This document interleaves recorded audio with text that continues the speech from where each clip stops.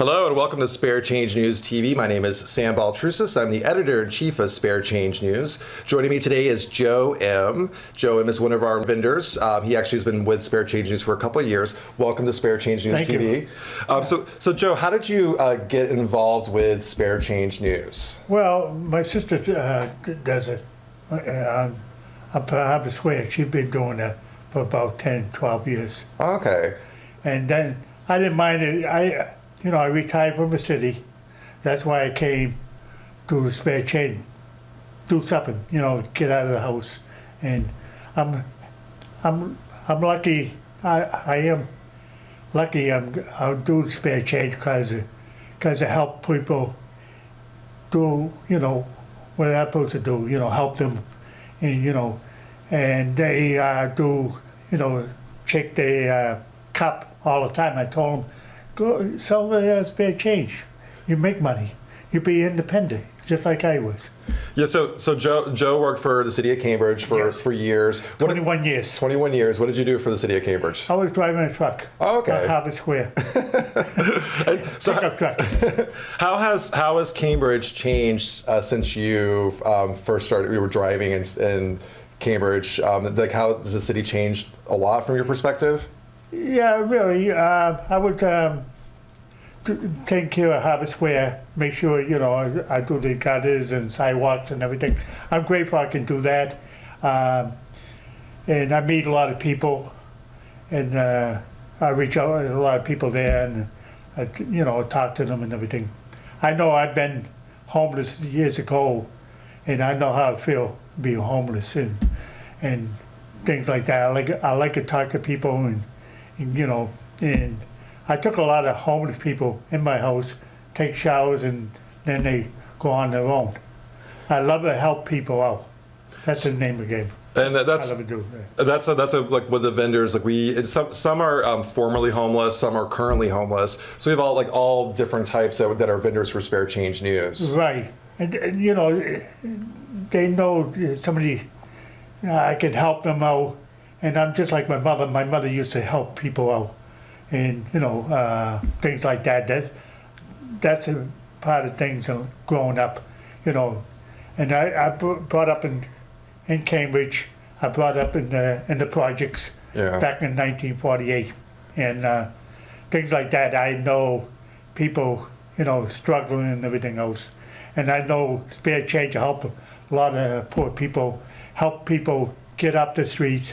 Be on their own, doing that, and they have a little extra change, extra money in the pocket. They could buy coffee, they could buy anything, lunch and everything else. So the way Spare Change News is the vendors, they purchase the paper for 35 cents, and then the rest of the money, whether it's $1 that you donate per paper or 2 or 3, goes back directly to the vendor. Right. So it's it's a way to not to panhandle.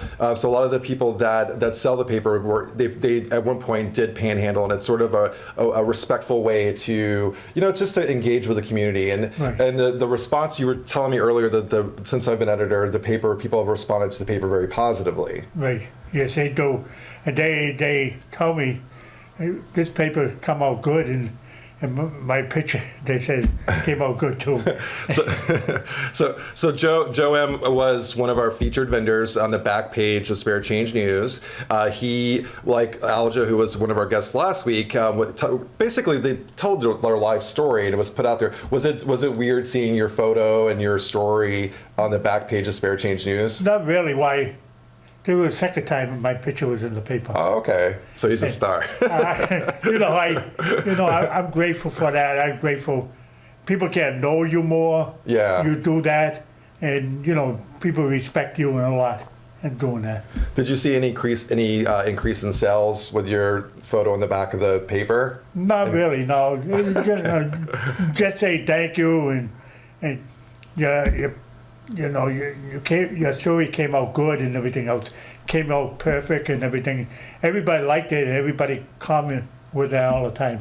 So you mentioned that you came as a family. So your sister was working with Spare Change News, right? Harvard Square. And so with that, do you tell other people that are homeless about Spare Change News? Yes, I do. I try to tell them, be independent and go out. You can put your own hours in. Right. You then have to, don't step on anybody's toe.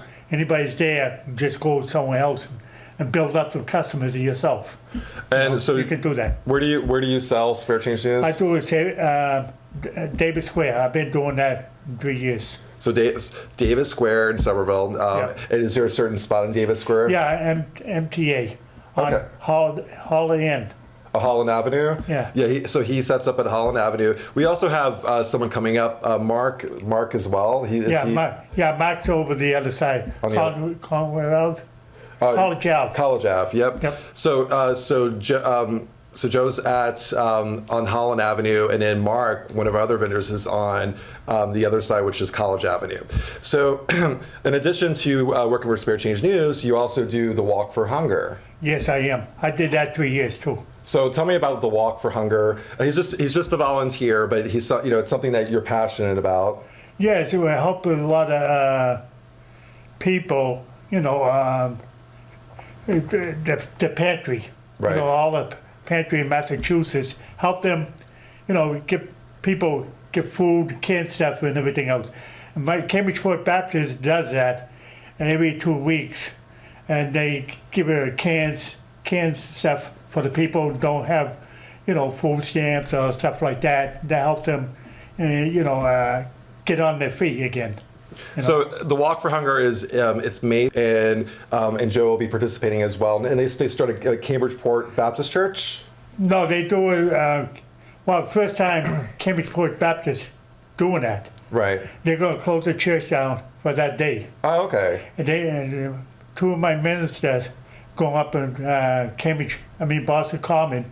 They're going to start walking there too. Oh, so it's Boston Common. Yes. Oh, okay. And so there's a lot of issues in regards to helping, like you were saying, like the disadvantaged and the families who don't have enough for food. Food is a huge issue. So they may have housing, but when it comes to actual having food, there's kids are hungry, and a lot of our homeless population in Cambridge and in Boston go hungry as well. I talked in the current edition of Spare Change News. I kind of went into my editor's note. I go into my history. My parents divorced when I was really young, and my mother was a single mother. She was very young, and my father was abusive, and there was a period where we were we had issues with food and housing as well. So I'm very passionate about it. And you have a history as well. Yes, that you talked about with dealing with your father and sort of those issues. Was it hard for you to talk about that and talk about that in the paper? Yeah, well, my father, he was a lazy guy. He drove a truck during the day, drove a cab at night. He had 7 of us. And another thing is, I lost my mother when I was 17 years old. Oh, wow. And then my father told me he fixed his car, fixed his flat tire. I did that, joyrided. And then somebody said, you parked on the wrong side. I went and hit another car. Oh, no. I hit a car, a car and everything. And I took off, and finally I went back to the place. I told them I'm sorry, and they put handcuffs on me. I didn't have a license, and they put me in jail. And it's hard for me, I did that. And then when I got out of jail, and everything, and then I started drinking. Started 18, and the guy changed my ID, so it was 21. Oh. I went to the liquor store, have a GIQ beer, big beer, and I drank it, and I thought that was all right. And then I finally got a job in Brookline, and washing dishes, and my education, I didn't get too much, good job, because of my education. And I'm grateful. I meet people there, Al and Tony's restaurant in Brookline, in 280 Harvard Street. And I'm grateful for that, and working with people, talk to people, and everything else. And I learned, I didn't have no parents growing up tell me what this right and this wrong. I was all confused.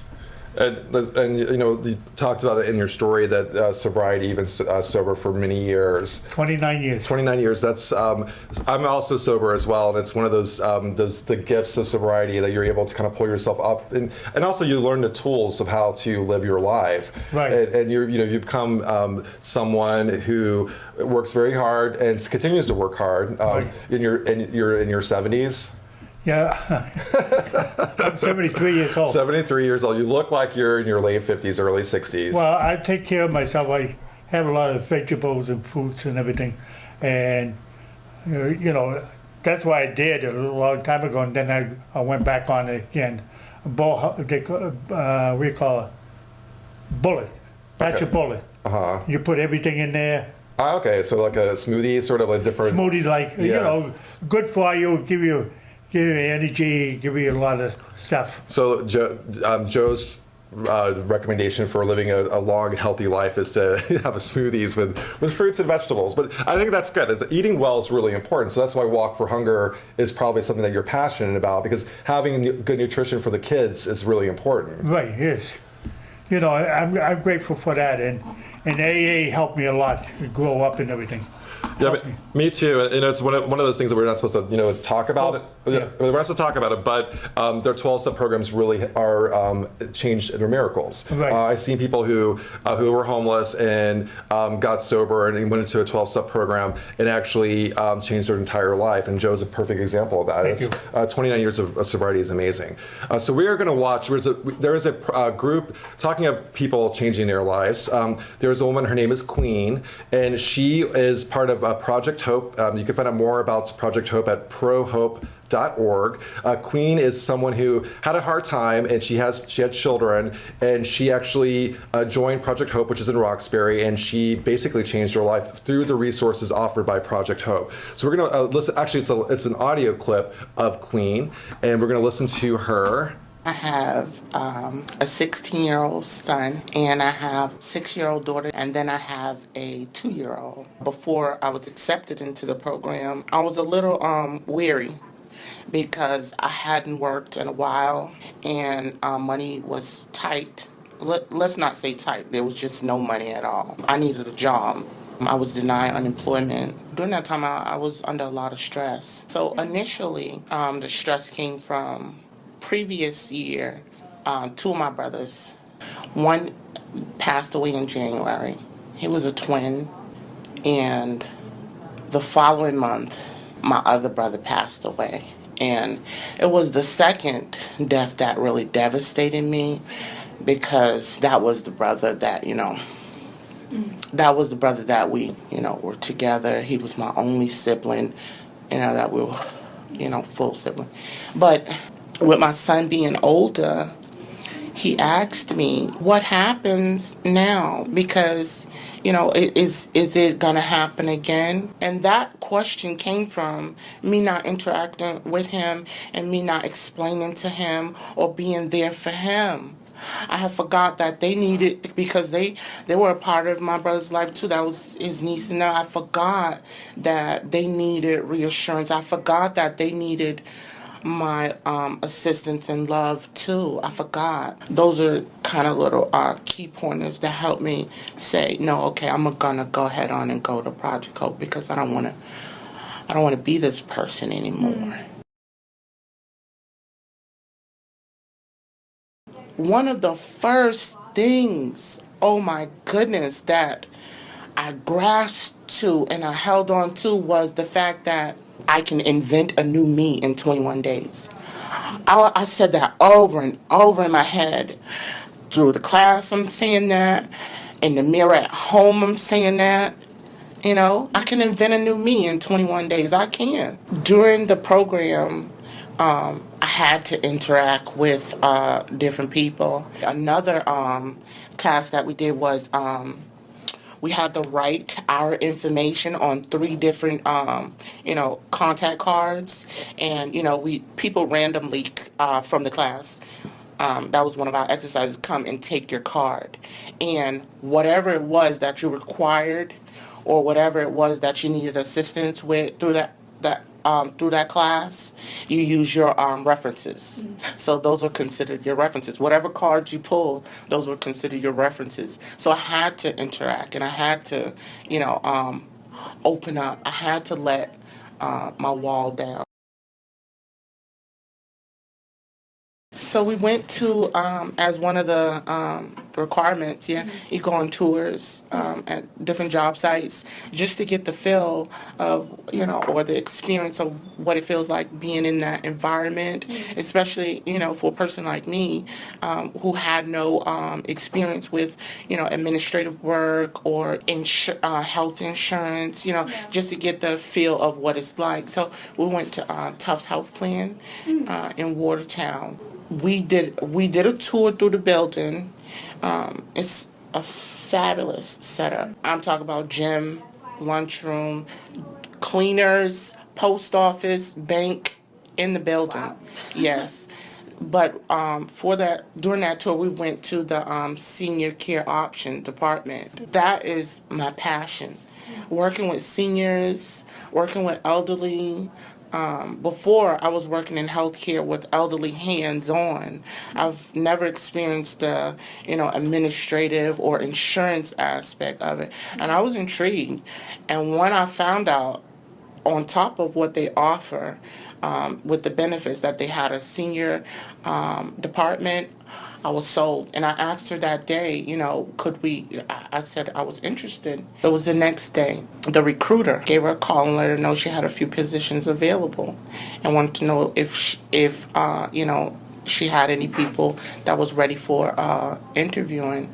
And that next day we did the application. It was two of us that did the application because the requirements to get in it's a little bit strict, and a little bit challenging. And I didn't think I was ready, but all that week, Jennifer, after I did the application, she was working with me all that week because my typing skills weren't up. My interview skills were. I remember I had been working in a while, like over a year, So she was working with me with the interview skills, my typing skills, my attire. So I felt prepared when it was time for the interview. But I didn't get a call for the interview until later that week. But the other person that did the application with me, she got called the next day. So here I am sweating. I'm like, oh gosh, she got the position. It wasn't me. Better luck next time. But she called me in for an interview too later that week. And Friday we had our graduation, and that's when I found out I had the job. Don't check out on life. Be present during life. Be interactive during life. Notice the small things, and be appreciative for those small things too. A home ownership. After the home, and then school, because home is in real near future, home ownership. And then school, then I see a Q7. That's an Audi Q7. I like that car. I like that car. I mean, why not? Exactly. Exactly. I can, I've been budgeting. I learned that too in the program. Yeah. I've been budgeting. I can afford it if I budget right. That was a very powerful segment on Queen. So what do you think of that story?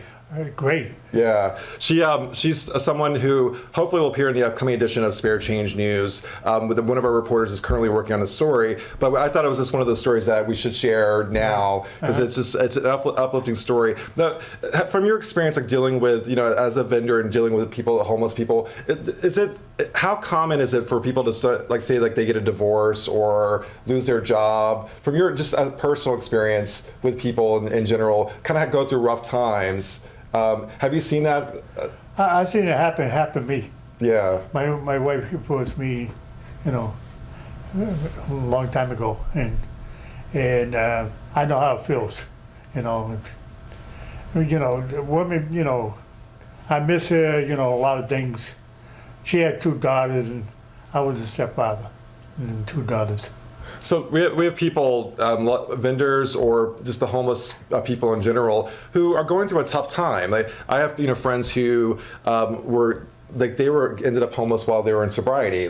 So it happens not to people that are active drinkers or drug users. And that's something I also wanted to talk about. Like one of the biggest stereotypes or myths that I thought coming in, that everyone that drank that were homeless or, but that's not true. No. It, I had a sponsor, and I asked him, "Will you be my sponsor?" He said, "Yeah." And I used to sit in the back and hear somebody else's story instead of open up other people. I told my sponsor I should be up front. He said, "Yes, because you listen better, you understand what's going on in people's life." I don't want to be only one got a problem. Somebody else got a bigger problem than I have. We help each other and tell about you. Open up with other people. They know where you're coming from. I know where they're coming from. The other people. And so you're also very active with church. Is it something that kind of developed in your adult life? Yes, why I want to change. That time I didn't like myself, and the only thing I had to do had to change. And this lady asked me to come to church, and I'm not going to mention church, and it was in 1991. I got baptized in Arlington, and I felt good when they took me out of the water and everything. I felt like a new person. And another thing, they used to hug me and everything. I said, "What do they want from me? My money?" And no, isn't that they care about you? You open up with people, and they don't want to be nosy what's going on in your life. Better off you tell people about your life, they can help you with. And that's a perfect example. Like there is hope. I mean, like even you saw with you heard with Queen's story. You never know. We're one paycheck away from possibly losing our home, possibly going hungry. So we have to stick together, and there are resources out there for all of us to reach out to. And one of the resources is the Walk for Hunger coming up May. They raise money for like a food pantry for locals in Cambridge, all Massachusetts. Yes. Yes. And so there's a lot of resources out there. We also have a Walk for Homelessness, which is more of a rally for support organized by the Solidarity. That's a solidarity group of homeless people who are basically trying to shine a light on sort of the injustices related to homeless-related issues, and that's happening on, I think it's April 12th. So we're going to talk about our current issue. Our cover story is Amanda Palmer. The Amanda Palmer issue is doing extremely well, and so with so have you sold this issue yet? The latest edition of Spare Change News? Yeah, about 20 papers already. He sold 20 papers of the Amanda Palmer issue. We've had a really strong response to it. Just only one day. I just came out Friday, and I did that, and people see that, people buy off you. Sometimes one-time buyer, sometimes people buy a couple of times. So our latest edition is Amanda Palmer's on the cover. Joe is going to be selling it at Davis Square. Yeah. Do you have specific days that you sell, or? Yes, I do like 8 to 12, 12:30.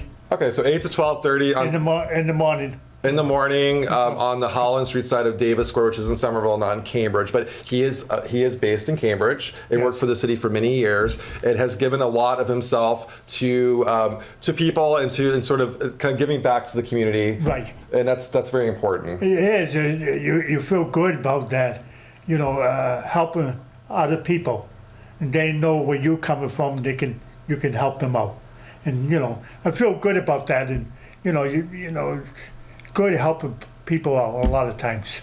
So, Joe, any last words of advice to people out there listening, watching the show, if they're going through a tough time? What would you recommend to them? I just say get help, and if you want to change in life, it's up to you. Why, out there, like my mother and my father used to tell me, nothing out there around 10 o'clock at night. Yeah. Nothing out there for you. You get help, talk to people, and go to the meetings and help you get through life. Well, Joe, it was a pleasure having you on Spare Thank you. Change News TV. Okay. I'm looking forward to us working together. Again, we are on air on Channel 9 CCTV every Monday at 5:30 p.m. Again, Sam Baltrusis with Spare Change News. Have a great night.